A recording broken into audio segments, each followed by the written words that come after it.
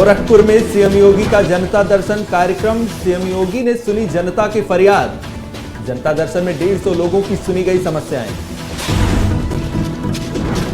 पीलीभीत में विश्व मातृत्व दिवस पर स्वास्थ्य शिविर आयोजित। शिविर में महिला पुरुष कर्मचारियों की निःशुल्क जांच। सहारनपुर में ऑपरेशन सिंदूर की सफलता पर निकली तिरंगा यात्रा। यात्रा के दौरान सेना को किया गया सैल्यूट। नमस्कार, आप देख रहे हैं आज की खबर। मैं हूं परमानंद पांडे। आइए देखते हैं उत्तर प्रदेश की कुछ अहम खबरें। मुख्यमंत्री योगी आदित्यनाथ ने अपने गोरखपुर प्रवास के दौरान गोरखपुर मंदिर परिसर में जनता दर्शन आयोजित किया, जहां उन्होंने लगभग 150 लोगों से मुलाकात कर उनकी समस्याएं सुनी।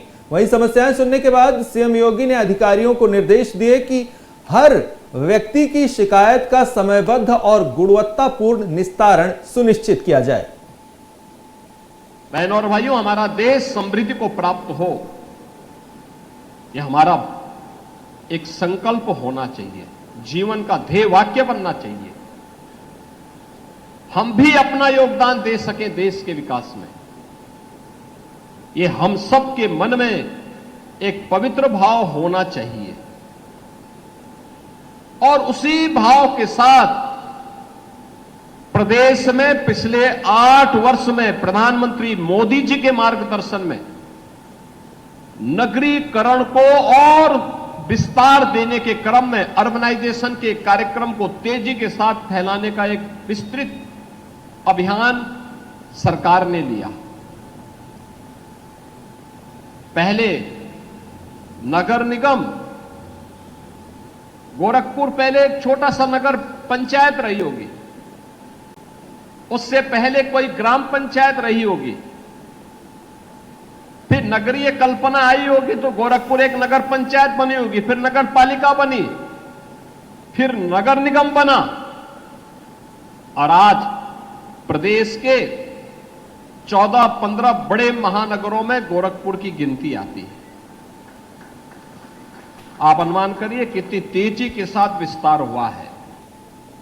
अंतर्राष्ट्रीय मातृत्व दिवस के मौके पर पीलीभीत जनपद के ललौरी खेड़ा के गांव खरुआ स्थित 49वीं वाहिनी सशस्त्र सीमा बल कैंप में महिला एवं बाल स्वास्थ्य जांच शिविर लगाया गया। स्वास्थ्य शिविर में सशस्त्र सीमा बल में तैनात महिला पुरुष अधिकारी कर्मचारियों और उनके परिवार के अन्य सदस्यों की शुगर, बीपी, स्त्री रोग जांच, आंखों की जांच और अन्य कई स्वास्थ्य जांच की गई। इसके अलावा अंतर्राष्ट्रीय मातृत्व दिवस के मौके पर सशस्त्र सीमा बल के अधिकारियों एवं कर्मचारियों ने फलदार पौधे भी लगाए। सहारनपुर के बेहट में अखिल भारतीय उद्योग व्यापार मंडल बेहट इकाई के अध्यक्ष वशिष्ठ गुप्ता के नेतृत्व में व्यापार मंडल के पदाधिकारियों ने भारतीय सेना द्वारा चलाए गए ऑपरेशन सिंदूर की सफलता मिलने पर भारतीय सेना के उत्साहवर्धन के लिए कस्बे में तिरंगा यात्रा निकाली गई, जो कस्बे के गांधी चौक से मेन बाजार होते हुए शाकंबरी तिराहे पर संपन्न हुई। इस मौके पर यात्रा में विधानसभा प्रभारी वशिष्ठ गुप्ता, कोषाध्यक्ष मोहम्मद वाजिद, उपाध्यक्ष मोहम्मद इमरान और अन्य लोग शामिल रहे। तिरंगा यात्रा निकालने का उद्देश्य है, हमारी सेना ने बड़े पराक्रमता के साथ पाकिस्तान में जाकर भारत की 2 श्रेणियों ने, सोफिया कुरैशी और वेमका सिंह ने पाकिस्तान के अंदर घुसकर नाक के चने चबाने का जो कार्य किया है, और हमारे सैनिकों ने हमारी रक्षा की, उनके प्रत्येक हमले को विफल किया। हम लोग रात को चैन की नींद सोते अपने घरों में, और हमारे सैनिक बॉर्डर पर अपनी जान की बाजी लगा रहे हैं। आज हमने भारतीय सेना के सम्मान में और उनका उत्साहवर्धन करने के परिप्रेक्ष्य में यह तिरंगा यात्रा निकाली है, और हम इस तिरंगा यात्रा के माध्यम से अपने सैनिकों को, अपने कमांडरों को बताना चाहते हैं, भारत का एक छोटा सा कमांडर, छोटा सा बच्चा कमांडर का रूप धारण करेगा, और भविष्य में वो ऐसी गलती न करे। परंतु जो हमारी सरकार ने फैसला ले लिया है वो सबको मान्य है, और तिरंगा यात्रा निकालने का हमारा उद्देश्य यही था कि हमारे सैनिकों को इससे बल मिले और कोई विदेशी ताकत दोबारा ऐसे हरकत न करे। खबर उन्नाव से है, जहां अचलगंज थाना क्षेत्र अंतर्गत साहबखेड़ा गांव में एक दिल दहला देने वाली घटना सामने आई है, जिसने पूरे इलाके में सनसनी फैला दी है। दरअसल एक घर के अंदर युवक का शव फांसी के फंदे से लटका मिला तो पत्नी और 2 बेटियों के शव चारपाई पर पड़े मिले। पत्नी के सीने पर तकिया होने से तीनों का मुंह दबाकर हत्या का अनुमान लगाया जा रहा है। मौके पर पहुंची थाना अचलगंज पुलिस और फील्ड यूनिट की टीम ने घटनास्थल का निरीक्षण किया और चारों शवों को कब्जे में लेकर पोस्टमार्टम के लिए भेज दिया। पुलिस अभी हर एंगल से जांच कर रही है और किसी निष्कर्ष पर निकलने से पहले सभी पहलुओं की पड़ताल भी की जा रही है। हम लोग अपने पूरे परिवार के साथ अपने बुआ के यहाँ बारात गए थे। वहाँ अपनी सब महिलाओं को छोड़कर उसके बाद सभी जितने आदमी थे जिसके सब लोग रायबरेली अथॉरिटी बारात के लिए गए थे। और वहाँ बारात में उसके बाद सुबह फोन आया करते हमारे एक भाई घर पर दूसरे मकान पर थे, तो अपने बच्चे को लेकर वो जा रहे थे दुकान वहाँ पर। तो दूसरे गांव के किसी अन्य आदमी ने बताया कि आपके घर में एक आदमी लटका हुआ है घर में। तब हमारे भाई ने वहाँ जाकर देखा बाहर से तो लटके हुए थे। तब दूसरे चाचा के घर से वहाँ जब चढ़कर गए तब वहाँ चाचा की बहू के साथ में गई वहाँ से। जब वहाँ गए तो दरवाज़ा थोड़ा टाइट बंद होता है, तो हाथ और एक पैर लगा के जब लात मारी उस पर दरवाज़ा खुल गया अंदर। तो देखा कि हमारी जो भाभी हैं गीता वो और 2 बेटियां दोनों तरफ लेटी हुई थी, तीनों खत्म हुई थी। और हमारा जो भाई अमित था वो घर के आंगन में जाले पर लटका हुआ पाया गया। पीलीभीत के नेहरू नगर में प्रशासन की नोटिस के बाद मुस्लिम समुदाय ने शांति बनाए रखने के लिए स्वयं ही मस्जिद को ढहा दिया। बाढ़ पीड़ित युवकों ने 1992 में शारदा नदी में डूबी मस्जिद के स्थान पर अपनी पट्टे की जमीन पर नई मस्जिद बनाई थी।